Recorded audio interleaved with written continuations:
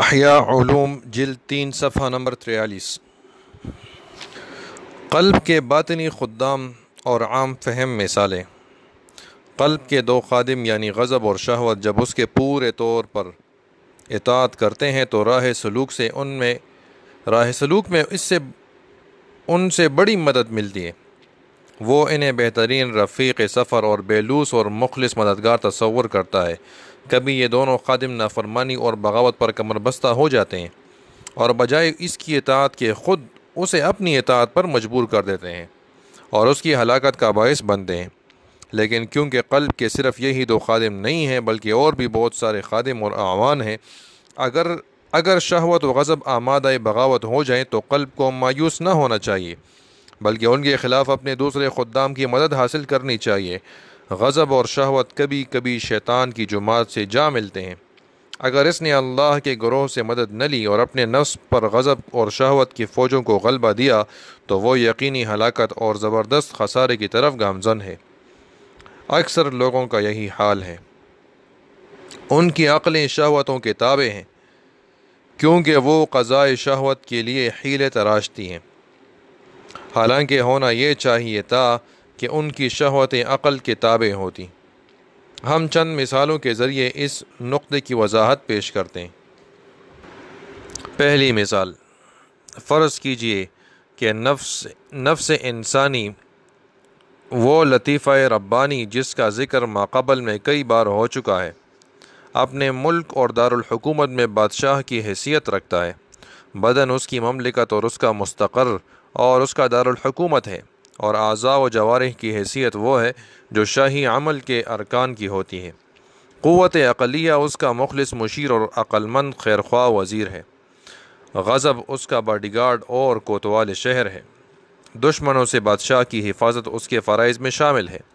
شہوت اس کا وہ بدخلق ملازم ہے جس کے ذمے اہل شہر کے لیے کھانے کا نظم کرنا ہے۔ یہ شخص انتہائی جھوٹا، فریبی، دھوکے باز اور خبیث ہے۔ بظاہر خیرخواہ نظر آتا ہے لیکن اس کی خیرخواہی کے پردے میں زہر ہلاہل اور سم قاتل ہے۔ مخلص وزیر کی رائے اور تدبیر سے اختلاف کرنا اس کی عادت ہے۔ کوئی لمحہ ایسا گزرتا نہیں جس میں وہ اس کی مخالفت نہ کرتا ہو۔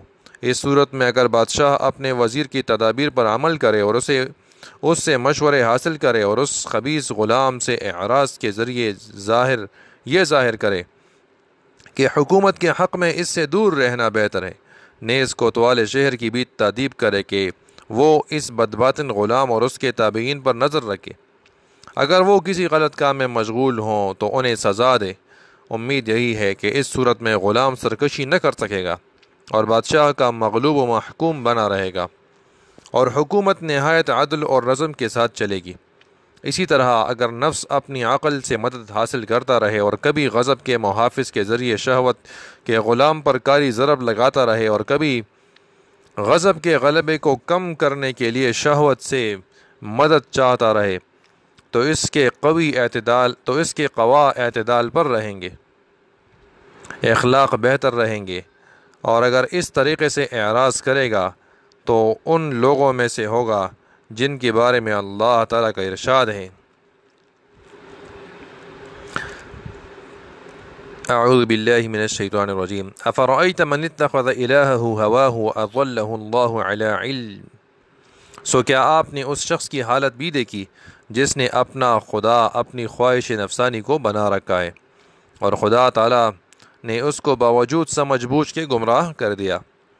ایک جگہ ارشاد فرمایا، واتبع ما یوحى واتبع هواه فمثله كمثل الكلب ان تحمل عليه يلهث او تتركه يلهث، اور اپنی نفسانی خواہش کی پیروی کرنے لگا، سو اس کی حالت کتے کی سی ہو گئی کہ اگر تو اس پر حملہ کرے تب بھی ہانپے یا اس کو چھوڑ دے تب بھی ہانپے۔ نفس کو شہوات کے فریب سے دور رکھنے والے کے متعلق ارشاد فرمایا، وَأَمَّا مَنْ خَافَ مَقَامَ رَبِّهِ وَنَهَى النَّفْسَ عَنِ الْهَوَىٰ فَإِنَّ الْجَنَّةَ هِيَ الْمَأْوَىٰ، اور جو شخص اپنے رب کے سامنے کھڑا ہونے سے ڈرا ہوگا اور نفس کو حرام خواہش سے روکا ہوگا سو جنت اس کا ٹھکانہ ہوگا۔ غضب اور شہوت کو ایک دوسرے پر مسلط کرنے کی کیفیت اور اس کے نتیجے میں حاصل ہونے والے ثمرات کا تذکرہ ریاضت نفس کے باب میں آئے گا انشاءاللہ۔ دوسری مثال، فرض کیجئے بدن ایک شہر ہے اور عقل یعنی انسان کی قوت مدرکہ اس شہر کا حاکم ہے، ظاہری اور باطنی حواس اس کے اعوان و سپاہی ہیں، اور اعضاء رعیت ہیں، اور نفس امارہ جسے شہوت اور غضب سے بھی تعبیر کر سکتے ہیں اس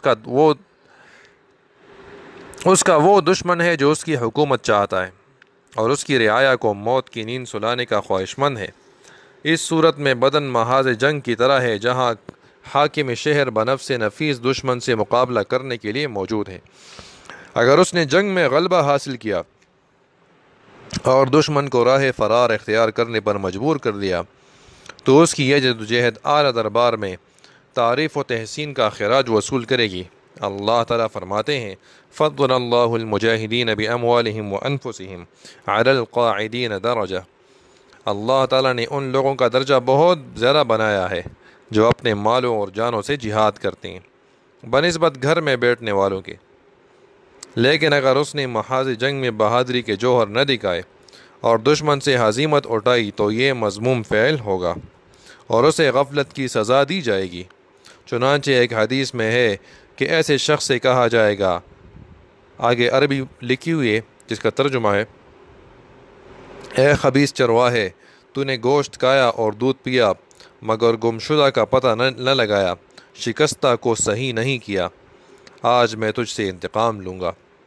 حدیث شریف میں اسی جہاد کی طرف اشارہ ہے، رجعنا من الجہاد الاصغر الى الجہاد الاکبر، ترجمہ ہم چھوٹے جہاد سے بڑے جہاد کی طرف واپس آئے ہیں۔ سنن بیہقی جابر۔ تیسری مثال، فرض کیجئے عقل ایک سوار ہے جو شکار کے ارادے سے نکل رہا ہے، شہوت اس کا گھوڑا اور غضب اس کا کتا ہے۔ اب اگر وہ سوار اپنے فن میں ماہر ہو، گھوڑا بھی سدھا ہوا ہو اور کتا بھی تعلیم یافتہ ہو تو بلا شبہ یہ شکاری اپنے مقصد میں کامیاب ہے۔ اس کے بارے میں یقین کے ساتھ کہا جا سکتا ہے کہ وہ کوئی نقصان اٹھائے بغیر شکار لے کر واپس آئے گا۔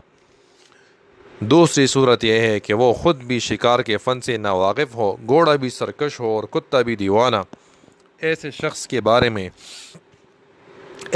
کے بارے میں یہ توقع نہیں کی جا سکتی کہ وہ کامیابی کے ساتھ واپس آئے گا۔ اگر وہ صحیح سلامت واپس آ جائے تو غنیمت ہے۔ سوار کی ناواقفیت انسان کی جہالت کے مشابہ ہے۔ گھوڑے کی سرکشی غلبہ شہوت اور کتے کی دیوانگی غلبہ غضب کی مثال ہے۔